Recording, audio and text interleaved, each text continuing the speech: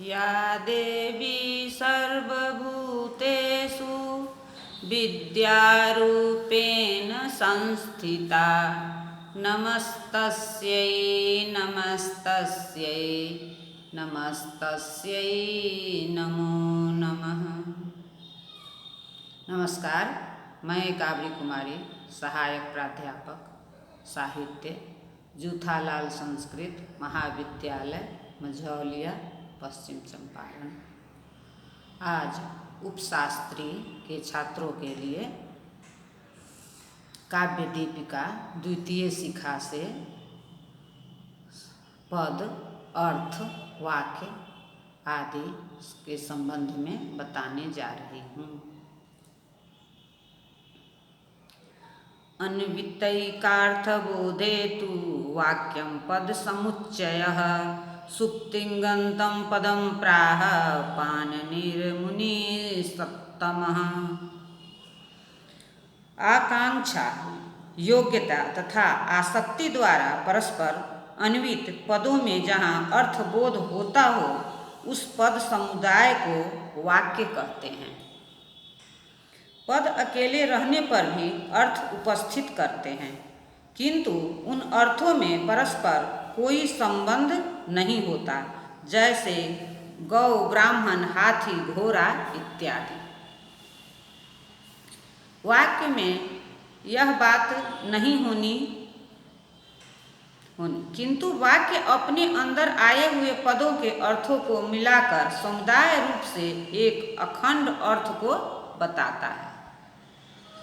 जैसे माता स्नेहपूर्वक पुत्र के मुख को देखती है। सुबंत और त्रिडंत शब्दों को पद कहा जाता है। सुबंत और तिरंत शब्दों को पद कहा जाता है।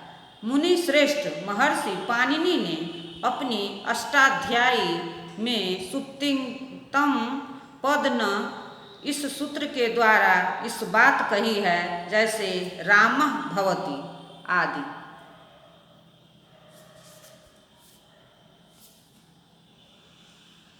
शब्दों के तीन भेद होते हैं, जैसा कि आचार्य मम्मट अपने काव्य प्रकाश नामक ग्रंथ में कहते हैं। साहित्य शास्त्र में शब्द तीन प्रकार के होते हैं, पहला वाचक, दूसरा लाक्षणिक और तीसरा व्यंजक।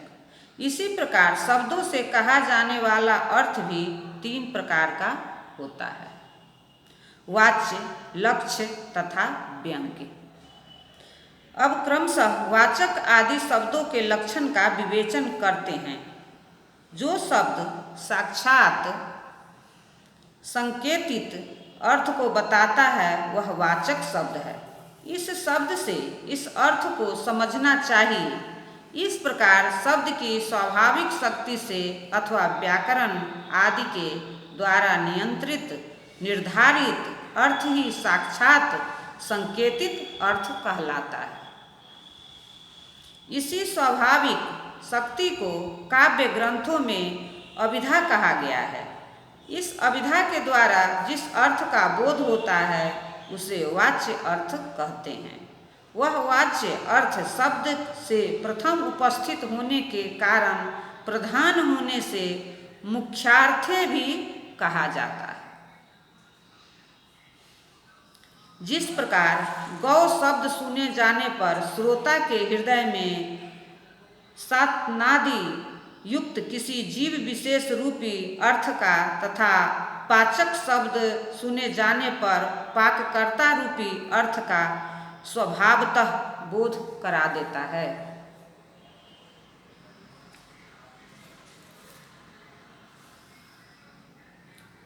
अब लक्षणा तथा उससे बोधित होने वाले लक्ष्य अर्थ का निरूपण करते हैं। जो शब्द लक्षणा शक्ति के द्वारा किसी विशेष अर्थ का बोध कराता है उसे लाक्षणिक कहते हैं। इसी प्रकार वह शब्द जिस अर्थ का बोध कराता है उसे लक्ष्य अर्थ कहते हैं। अभिधा शक्ति से नियंत्रित मुख्य अर्थ की अनुपत्ति मुख्य अर्थ की अनुपपत्ति वाध होने पर मुख्य अर्थ से संबद्ध कोई दूसरा अर्थ जिससे प्रतीत हो, वह लक्षणा नाम की वृत्ति है। ऐसा केवल रूढ़ि अथवा किसी प्रयोजन से हुआ करता है।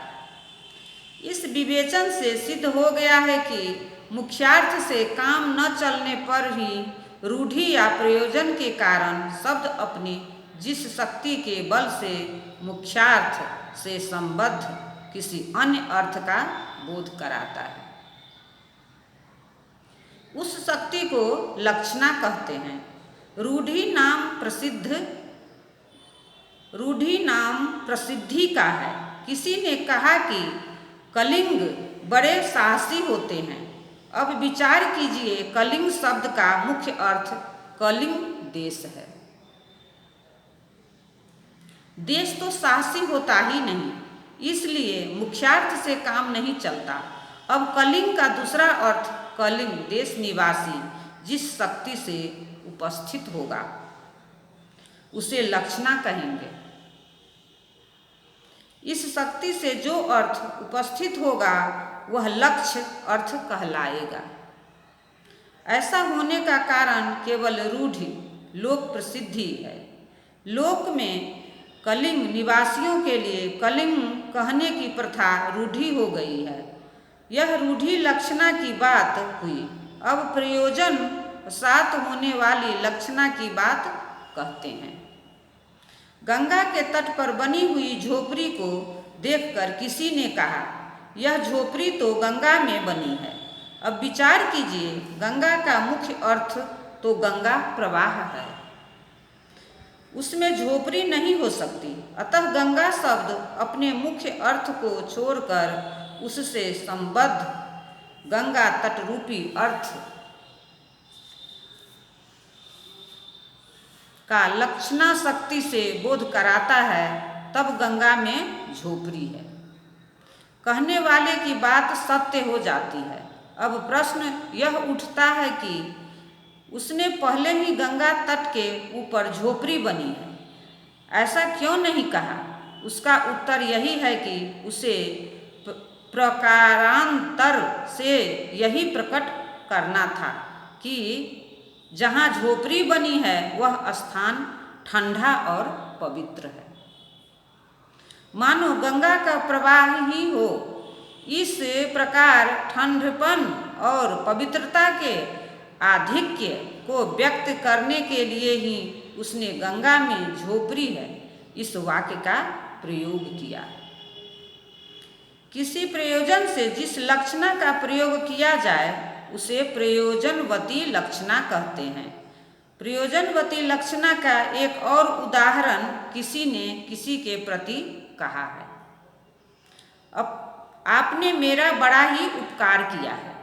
इस विषय में क्या कहा जाए? आपने बड़ा ही सौजन्य दिखलाया है। हे मित्र, इसी प्रकार करते चलो, सैकड़ों वर्षों तक जियो और सुखपूर्वक रहो। धन्यवाद।